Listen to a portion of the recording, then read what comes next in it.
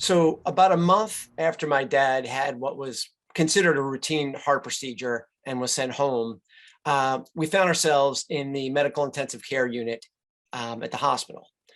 He had a tube in his throat. He was non-responsive, and they were running a bunch of tests on him to figure out what was wrong. This was a Monday night when it started, and I was with him till about Tuesday night when the surgeon who performed the procedure the month earlier came in to tell me what was going on. Young guy, tall, good looking, but young guy. Sits down, and the first thing I do is I grab my laptop because I want to type everything down he's saying, because I want to remember everything he's saying. I want to remember, whatever. So I'm going to have to explain this to my family. So look, I need to hear the words. I can't let emotion really take me over at this point. So he proceeds to tell me that my dad had what was a 1 in 1,000 complication from the healing process, from this heart procedure, where his esophagus and his heart had healed together, and that all the food he was eating and the debris was going into his heart. And so he had developed sepsis, but it was, with every other condition, we just had no idea what was going on.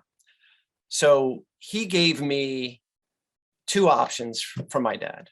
And unfortunately, after discussing it with my brother and my wife and my family, we decided that the best thing that we can do for him at this point was to make him as comfortable as we could until he passed on. So at that point, I'm also in organization mode right there, where I'm like, I got to call family.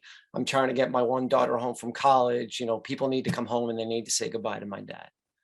So I'm sitting there and I'm making some calls and we're doing things. And the surgeon, he's still in the room.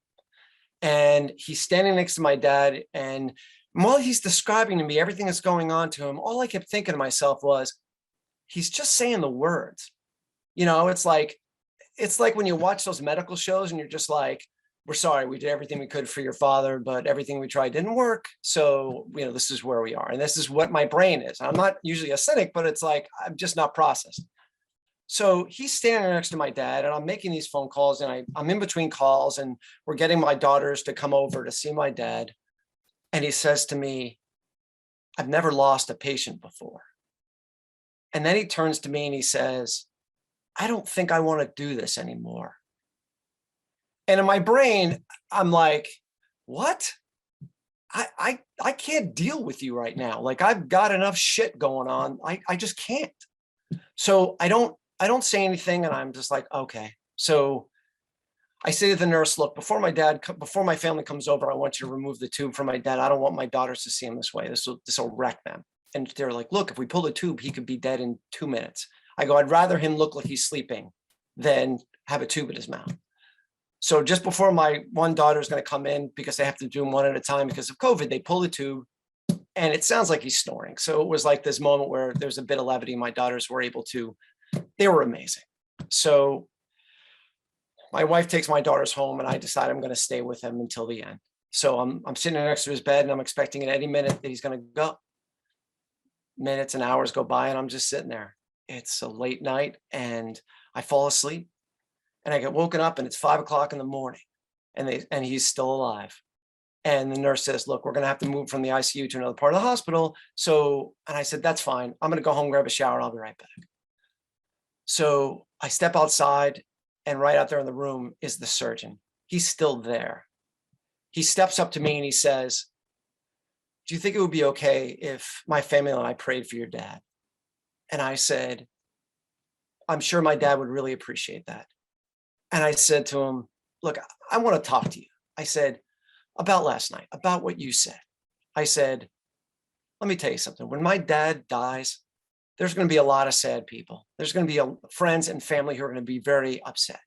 But my dad's lived a long life. He's 85 years old. He's impacted a lot of people.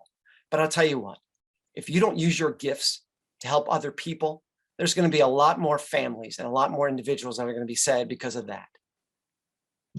And I said, you can pray on that. You can do whatever you want. But I just needed you to know how I feel. And I need you to know I know that's how my dad would feel.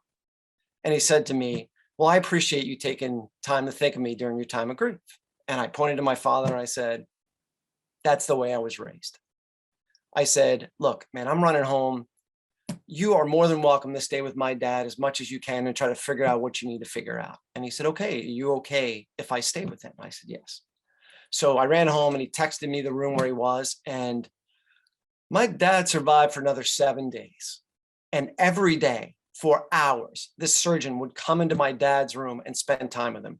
I slept there almost every night, except for maybe 1 or 2 nights, but every day he was there. And I taught him about my father, and I showed him photos, and I introduced him to videos, and I showed him all these things about my dad so he could know who he was. One of the last nights, probably the 5th or 6th night, my wife is there with me, and he texts me. He's like, are you there? I'm like, yeah. He comes in and he says, I had this amazing breakthrough last night with your dad. I prayed, and I felt like I had this calm over me, and I felt like he let me go. Like he told me it's okay. And so he goes, I do all this research that night. I'm inspired. I do all this research and I find this cutting edge procedure that they're now doing for this procedure that we did on your dad, that only one person in Texas has been doing. And I reached out to that surgeon and I said to him, is this real? And he goes, this guy's like, I'm not someone to go along with hyperbole, but it is the best thing. And we've done 6,000 procedures and not one problem. And this was a 1 in 1,000 problem that would usually happen. So he calls the hospital administration, he calls his partners and says, I'm not performing another surgery until I get this new equipment that's going to help me with this. And then he tells me that's what he's going to do. And he said, when this tube comes in, I have a procedure next Thursday. He goes, when this new tube comes in, and every time I stick this tube down someone's throat, when I am performing this procedure, I will think of Bob Plotkin. And I thought to myself, I'm not a religious man by any means, but I know in my heart that my dad didn't stick around because he was concerned about my family and I moving on and being well. I know that he knew that this is what this guy did because this is who my dad was.